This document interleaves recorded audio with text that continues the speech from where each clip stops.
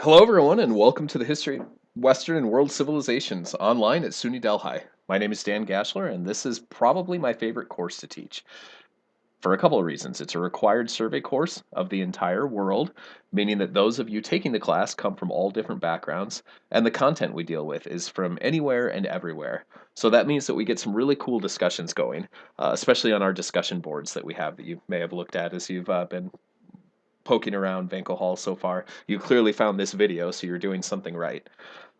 So what this means is we get really cool discussions going, and we all generally learn exciting new perspectives that we've probably never considered before. So the first thing you need to do to get ready for this course is to go over the syllabus and make sure that you understand the requirements for the class. I tried to keep things as simple as possible. Each week you have two mandatory assignments.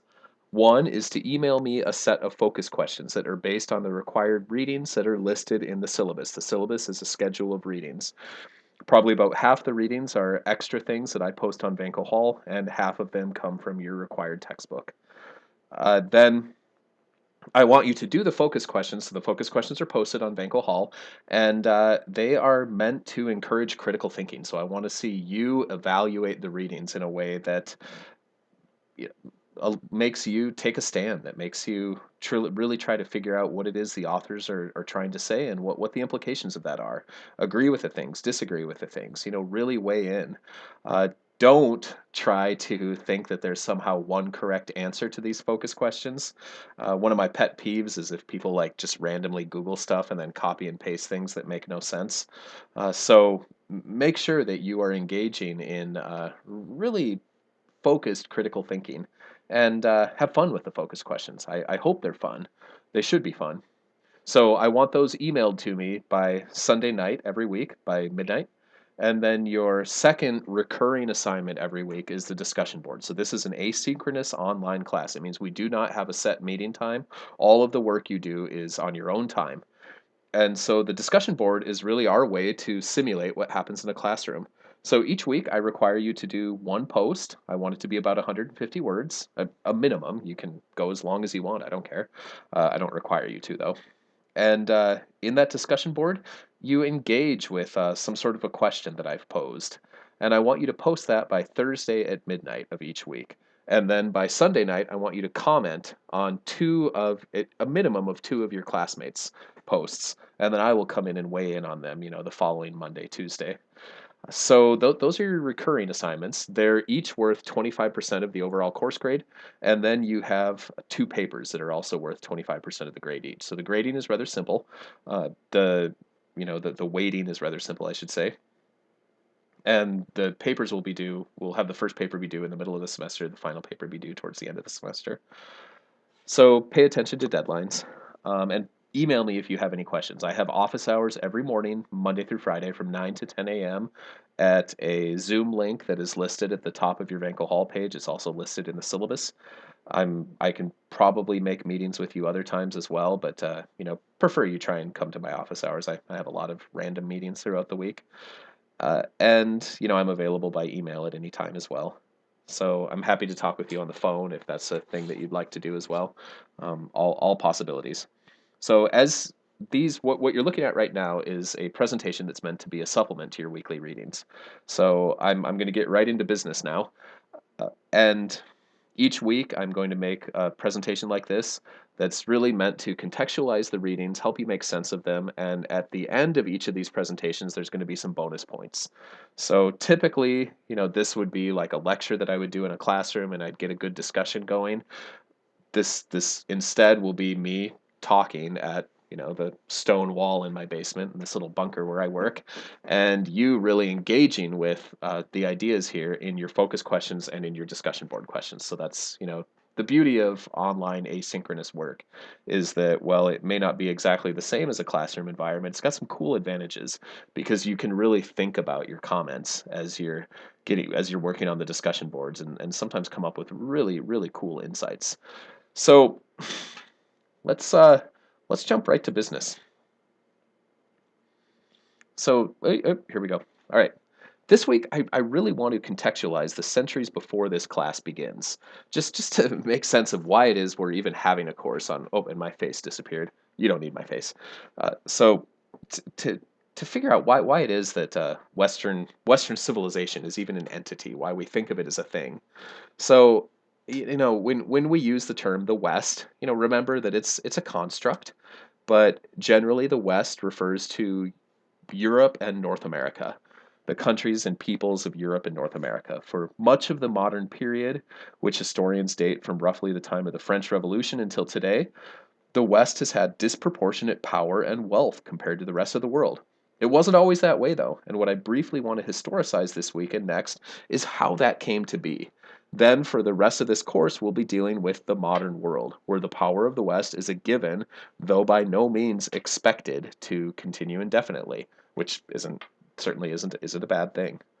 So, my this slide here deals with the period of late antiquity, when the collapse of Roman stability led to reduced levels of social and political complexity in many parts of Europe and the broader Mediterranean region. Some people will call this the Dark Ages. It was a term invented during the Renaissance to distinguish their period of innovation from what came before, though most historians today find that term a bit simplistic. But and sometimes even inaccurate, as it denies the innovations of people at that time. But the lack of Roman power after the fall of Rome, was the fall of Western Rome, was felt across the region that they once controlled. In Europe, the biggest contenders for the mantle of Rome's legitimacy, i.e., posers who tried to pass themselves off as the real Rome, were the Byzantine Empire, which was in fact the former eastern half of the Roman Empire, so not really a poser, just much reduced in size and power, and the Roman Catholic Church, which through its large clergy had a rough idea of who people were, and it could collect tithes or church taxes from them. So for centuries, European monarchs would try to co-opt the power of the church in order to better rule over their realms. Church leaders never liked that, which led to a lot of conflict. A third entity listed here, a third European entity, is Russia, or Eurasian, which after Constantinople, the capital of the Byzantine Empire, fell to the Ottomans, decided that it was the third Rome, i.e., the first Rome was Rome, then Constantinople, and after that, Moscow was the third Rome. Mussolini would say the same thing. So, another group, which frequently referred to itself as the successor of Rome, was to the south, where in the centuries after Rome fell to Ostrogothic conquerors, the forces of Islam established the Umayyad Caliphate, which stretched across North Africa and the Middle East. Superficially, the world of Islam and Christianity had some similarities. One thing that religious societies had to grapple with in this period was how to deal with all of the accomplishments of classical empires, both Rome and especially sorry, both of Rome and especially the writings of the Greeks. Both of these traditions came before Christianity and Islam, and early thinkers of both religious traditions worried about using so-called pagan philosophy. In Western Europe, the consensus was that the wisdom of people like Aristotle was bad. In the Islamic world, a consensus that developed very early on was that even though Aristotle was a pagan, both philosophy and religion led to the same truth, so it was okay. Western Christians wouldn't really come around to this idea until the 1200s, and that certainly wasn't all Western Christians, and not all Muslims were open to philosophy either. But in Western Christianity, the idea was surrounding those who followed Thomas Aquinas, the scholastics. So within the Islamic world, you had stability on par with that of China. There was also tolerance, sort of. Generally, Christians and Jewish people were accepted if they paid an alms tax, a zakat. Pagans were persecuted, and with limits, there was acceptance of science and philosophy. For instance, it was bad to study cadavers. And, importantly, there was wealth. The Middle East was at the center of the ancient Eastern Hemisphere. Porcelain and silk from China, spices from India, fine goods from Persia, artwork, gold, slaves from Africa, wool, wine, textiles, olives from Western Europe and the Mediterranean, as well as slaves, furs, amber, and honey from Russia, all came through this region. So, while there were certainly, and many slaves as well, I mean, it's a dark history we're going to deal with, at least the ramifications of the history of slavery in the ancient world, and especially the early modern world. So while there were certainly cultural and social advantages to this region, having control of global trade was really what was key to their power.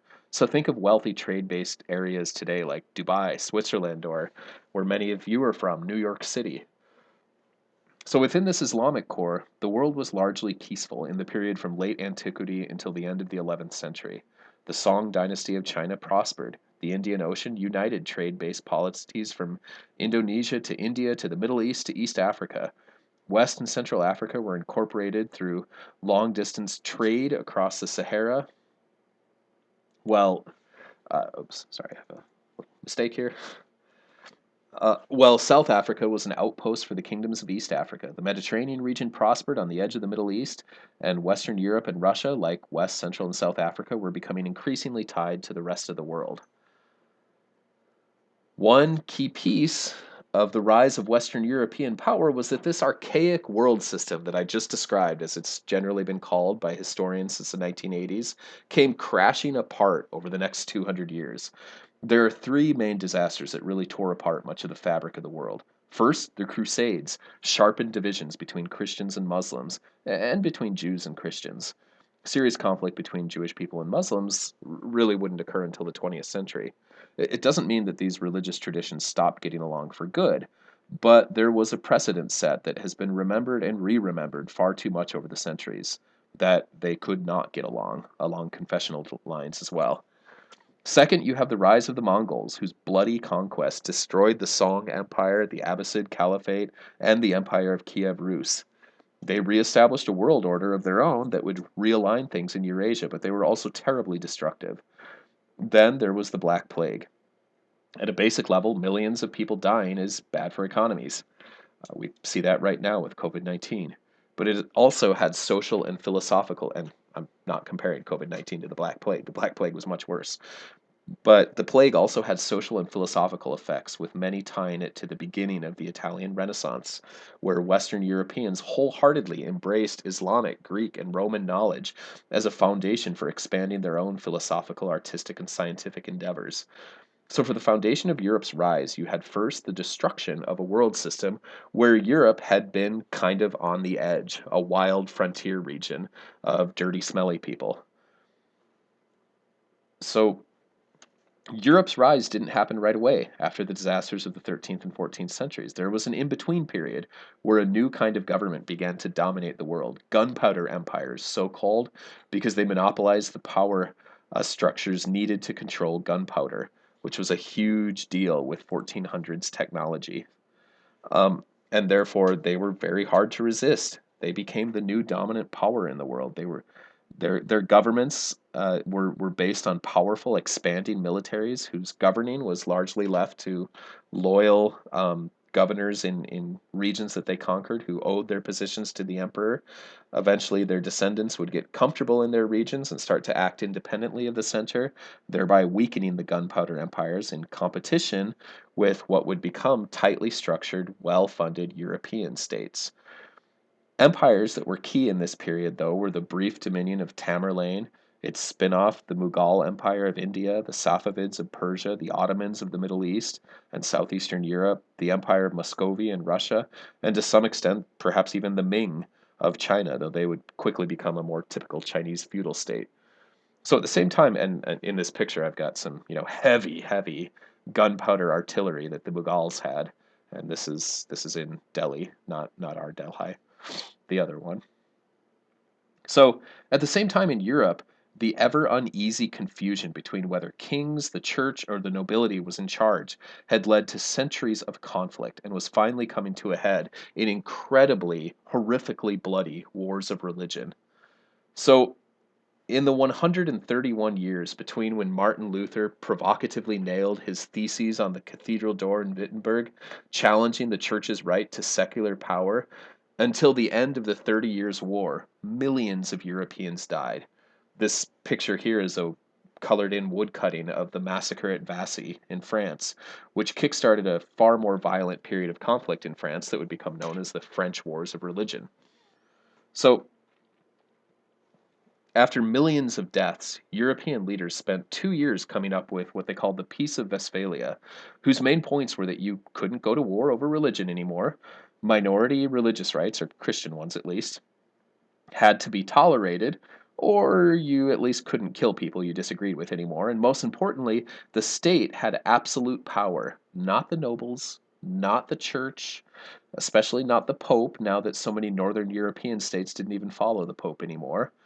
And this led to this idea that the state finally was supreme, ultimately led to European states favoring efficient administration with the goal of absolute monarchical power, also called absolutism. One word that comes from French in this period is bureaucracy, which in its original meaning meant government of desks, government of offices. So a democracy is a government of people, autocracy, government of the one, bureaucracy, government of pencil pushers. So this kind of administrative prowess is really an innovation that comes after this horrific bloodshed. So while Islamic empires and Constantinople had once controlled the center of the world, while the wars of religion were ongoing, many European powers were mapping out ways to exploit the resources of the New World. After 1492, the Spanish and Portuguese robbed the continent of its gold and silver, then came upon the idea of using his people as slaves to take even more resources. Eventually, they and other European powers used African slaves to grow New World products on an unprecedented scale. As this power developed the early structures of capitalism with the latest technologies of the day, the Atlantic slave trade became far greater in its oppression than the previous Middle Eastern trades had ever been. It also shifted the center of world economic power from the Indian Ocean and Mediterranean Sea to the Atlantic Ocean. This system of horror, slavery, allowed for the disproportionate growth and the strength of small European states. Since they were also at constant war with each other, these small states got to be very good at killing.